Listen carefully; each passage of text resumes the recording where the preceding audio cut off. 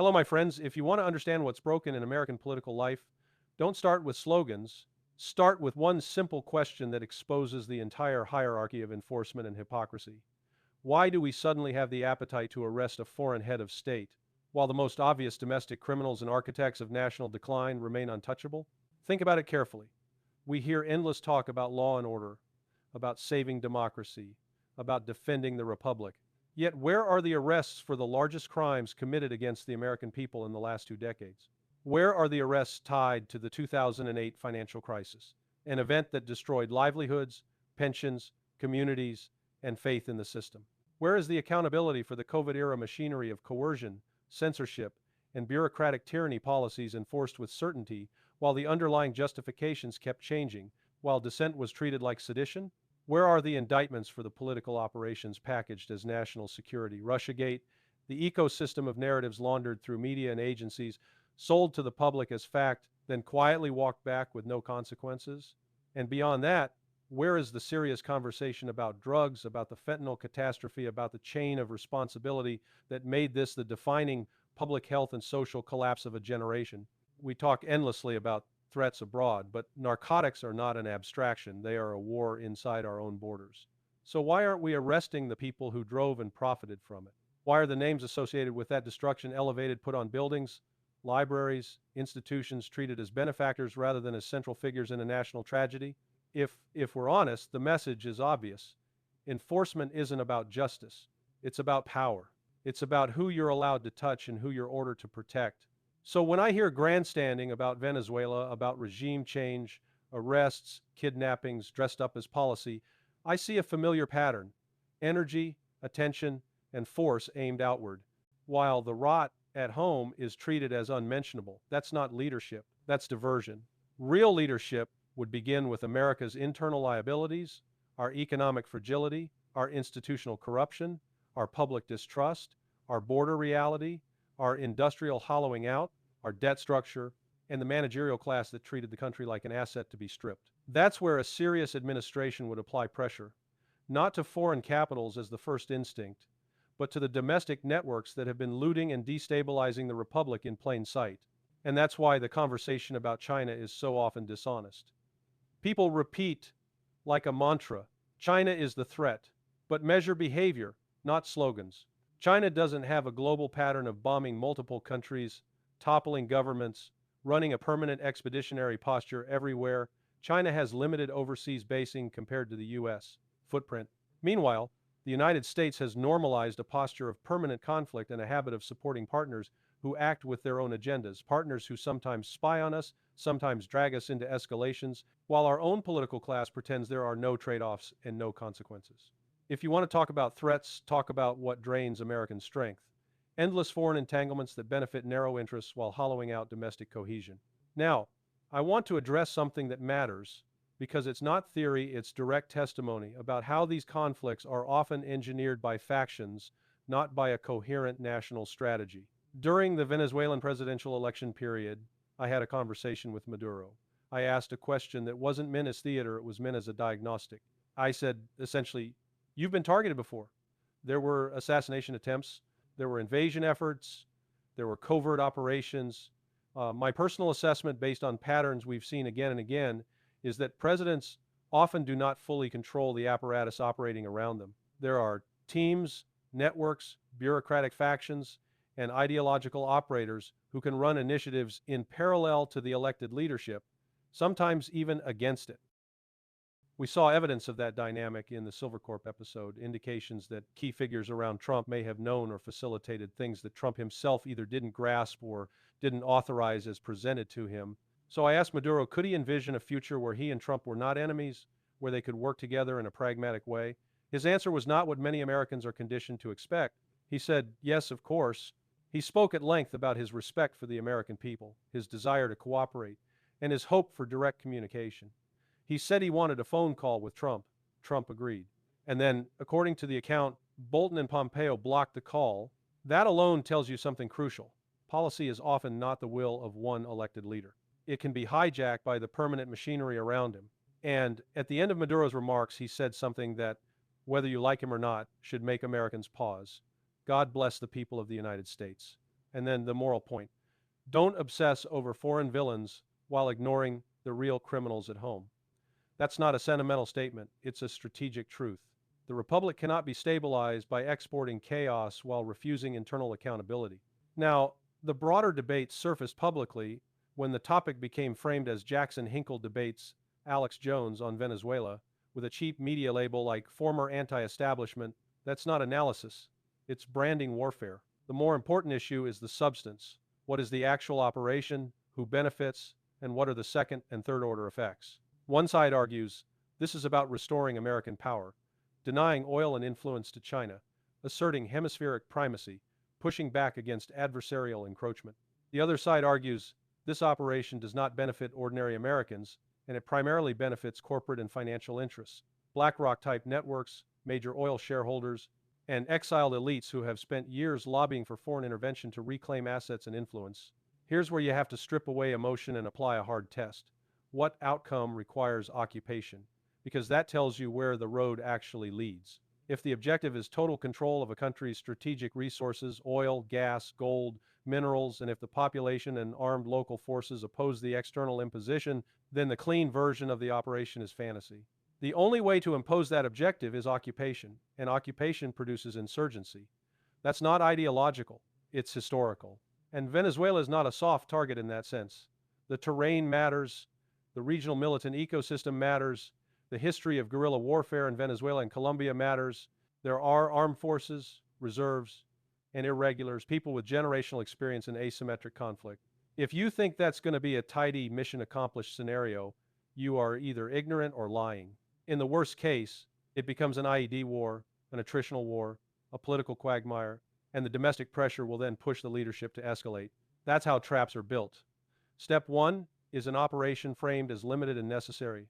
Step 2 is resistance. Step 3 is escalation because we can't lose. Step 4 is a long war nobody voted for. This is why the conversation about arresting Maduro while ignoring domestic corruption feels so obscene. It signals to the public that the state can move decisively when it wants to, and it chooses to move decisively against foreign targets, not against internal networks that produce the disasters Americans actually live with. And it gets even more dangerous when you add the factional chaos inside the U.S. government itself. If you can't trust your own intelligence services not to sabotage outcomes, if you can't trust your own State Department not to run its own agenda, then you're not executing a coherent strategy. You're rolling dice inside a burning casino. The risk isn't only what Venezuela does.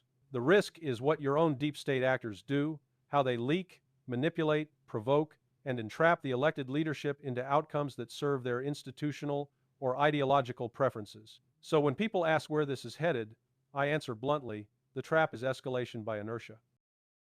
Militias and irregular forces can refuse political outcomes, refuse stabilization, refuse transition narratives.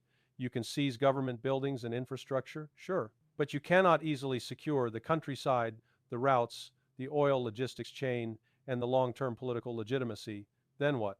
You either withdraw and admit failure, or you pour in more force to avoid humiliation. That's the classic bear trap dynamic. And while all this is happening, the same voices who demanded regime change yesterday will rebrand themselves tomorrow as critics of the war they helped create. That's not speculation. It's pattern recognition. The correct strategic posture, if the goal is genuinely America first, is not to pretend Venezuela is the first domino.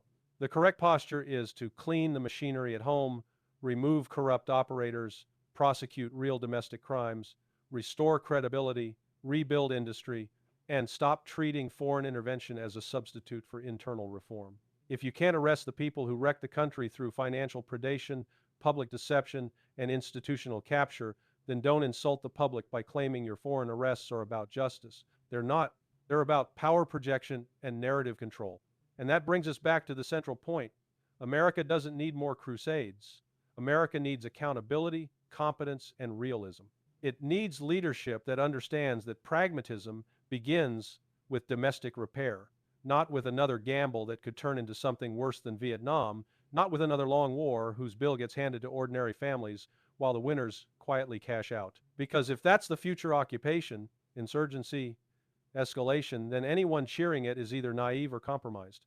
And if Americans don't demand internal accountability now, the system will eventually correct in a far uglier way later. History doesn't forgive nations that refuse to fix their core corruption. It simply replaces them or breaks them until they learn. The deeper issue here isn't whether one likes Maduro, hates Maduro, likes Trump, hates Trump, likes Hinkle, hates Hinkle. That's noise. The real issue is structural. The United States has developed a two-tier model of accountability. One tier for ordinary citizens and geopolitical adversaries, and another tier for domestic power centers, donors, dynasties, and institutions that are treated as immune. That's why the public can watch a spectacle of action abroad: sanctions, arrests, covert maneuvers, threats of secondary strikes, talk of occupation, while the architects of domestic damage remain permanently out of reach. And that's why the question why Venezuela is not rhetorical. It is a diagnostic test. When the machinery of state suddenly becomes decisive, fast, and aggressive, you must ask, who is steering it? Who benefits? And what domestic failures are being eclipsed by the foreign drama? Because in a healthy republic, the first priority is internal integrity, rule of law applied consistently, public trust rebuilt through visible enforcement against genuine domestic wrongdoing, and a reduction of corruption incentives. In an unhealthy empire, foreign operations become a substitute for internal repair. They provide an external enemy, a moral theater, a reason to postpone accountability, and a pretext to consolidate power. So when someone says, we need to focus on America, that is not isolationism, it's strategic realism. Drugs are not a metaphor. Fentanyl is not a talking point. It is killing Americans, fracturing communities, feeding crime, and poisoning the social fabric. Yet watch how the system behaves. The people with the least power are punished harshly, while those connected to influential networks get softer language, protected reputations, institutional praise, and philanthropic branding. That is how decline accelerates when the country's governing class preserves status for the powerful while imposing consequences downstream. Now, apply that logic to the foreign policy frame. We are told China is the ultimate threat again and again, as if repetition creates truth. But capability isn't measured only by rhetoric. It's measured by behavior and the cost imposed on one's own society.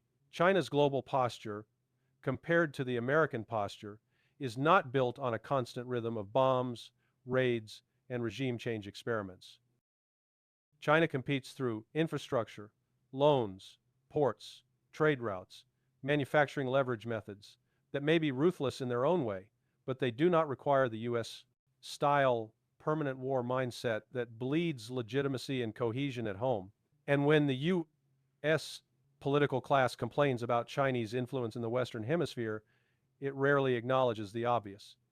If you spend decades destabilizing governments, threatening leaders, sanctioning economies, and treating countries as vassals, you should not be shocked when those countries seek alternatives. This is where the Venezuela issue becomes a case study in blowback.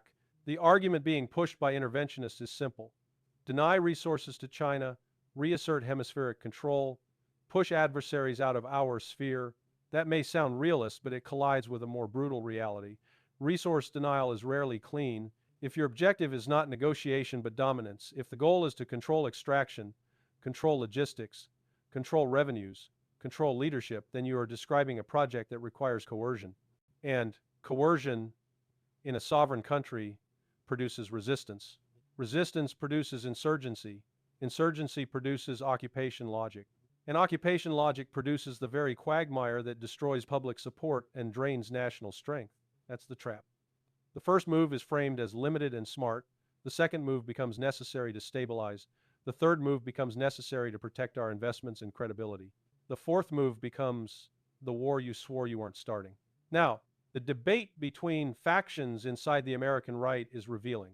One faction says, this isn't neoconism, it's a return of America. Another faction says, no, this is classic corporate capture dressed as patriotism. Both factions are partly right, and that's what makes it dangerous. The interventionist argument contains a kernel of strategic logic. States do compete for influence, and adversaries do exploit vacuums. But the corporate capture argument contains the more important warning. The US system has a long history of converting strategic language into private profit. Once you accept that, you stop asking whether a foreign action is sold as security, and you start asking whether it is structured like a business operation. And that is exactly how it is being described. The beneficiaries are not the average American. The beneficiaries are shareholders, major funds, politically connected lobbies, and exiled elites who have wanted their way back into Venezuelan assets for years. When someone claims the operation helps Americans, you test that claim by asking two questions. Will this lower the cost of living and restore industrial strength at home? Will this end the patterns that created debt expansion, deindustrialization, and social breakdown? If the answer is no, then calling it America First is branding, not analysis. We also have to address the information war dimension, because it shapes public consent. The cycle is predictable. A flurry of dramatic videos, claims of mass rallies, claims of public support, claims of the regime collapsing. Then later, quiet corrections. The footage was old, from another country, from another year, from another event. The public is expected to shrug and move on, but this is not trivial. In modern conflict, perception management is not a side effect, it is a core weapon. When public opinion is manipulated with recycled clips and manufactured momentum, it becomes easier to justify escalation when the real situation fails to match the story. And the correction process itself becomes a political tool. Some actors will admit mistakes, others will not. Either way, the system keeps moving. That's why the most mature stance is to distrust the emotional tempo being imposed on you. If you're being rushed to an opinion, you're being positioned for someone else's outcome. Now look at the operational reality described by critics of intervention. Even if you could remove a leader, the state apparatus remains. Interior Ministry, defense structures, security forces, party networks. Installing a preferred figurehead is not a plan, it's a press release. Iraq taught the world that removing a head does not automatically produce a functioning replacement. When the plan is vague, the vacuum gets filled by chaos, factions, and armed groups. And then the solution becomes occupation. This is where the warnings about militias matter. Even if the national military can seize symbolic sites, irregular forces can make economic control impossible. They don't need to defeat an army in open battle. They only need to sabotage logistics, harass extraction, intimidate contractors, strike convoys, and turn stability into a permanent cost sink. The result is not victory. It is a slow bleed, financial, political, and moral. And at that point, domestic politics in the United States becomes the second battlefield. Because once Americans start dying in a war sold as limited, the narrative shifts again. Critics will be told they are undermining troops. Skeptics will be called traitors. Media will manufacture urgency. Leaders will be forced to double down. The machinery always has an excuse. That is what it does. So when someone says, where are the indictments of the deep state? Where is accountability for election manipulation? Where are the arrests for corruption tied to Ukraine? Whether you agree with every specific claim or not, the broader logic still stands. Foreign adventures are being prioritized while domestic accountability is postponed indefinitely. That is a recipe for internal rupture. A system that cannot police its own elites but can punish outsiders will eventually lose legitimacy at home.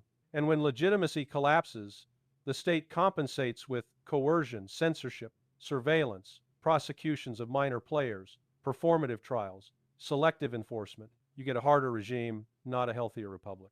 Which brings us back to the largest strategic risk, escalation without control. If even pro-intervention voices concede that the intelligence apparatus may sabotage outcomes, that militias may refuse political settlement, that the situation could spiral, then the responsible conclusion is not roll the dice anyway. The responsible conclusion is do not enter a theater where you cannot define victory, cannot control escalation, and cannot trust your own machinery. That is not strength. That is gambling with the republic's remaining cohesion. And the most cynical part is this: the people who will pay the price are not the ones pushing the plan. The costs will be carried by young Americans, by families, by taxpayers, by communities already hollowed out. The winners will be insulated. That's why the most honest way to describe the danger is simple. If this turns into occupation, it will become an industrial process of casualties politically justified as necessary, economically exploited as opportunity, and morally laundered as freedom. So yes, focus on America, but understand what that really means. It means rebuild the base, restore the rule of law internally, prosecute genuine wrongdoing regardless of status, and stop letting foreign operations become a substitute for domestic reform. Otherwise, you're not witnessing a return of America, you're witnessing the final phase of a system that can only sustain itself through external conflict while it refuses to clean its own house.